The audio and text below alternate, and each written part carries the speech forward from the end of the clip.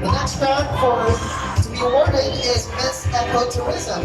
So Miss Ecotourism 2019 crown is personally crafted with this year's official crown designer, Mitch Gilligan. The crown is made of emerald stones and advocates responsible traveling to fragile with pristine and mostly protected areas in Iloilo.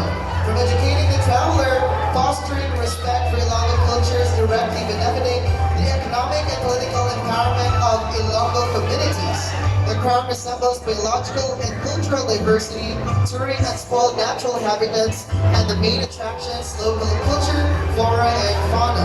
So ladies and gentlemen, we'll be awarding now the Miss Ecotourism 2019. To present the award is Mr. Jacob De Leon. And this year's Miss Ecotourism 2019 is candidate number. Shout through bets, who do you think she is? She will be receiving the following: a trophy, a cash, a bouquet courtesy of Iloilo Event Production, Isa Skincare, gift pack and gift certificate from Magic Land, and one of our sponsors, Beauty Girl. And our Miss Ecotourism 2019 is candidate number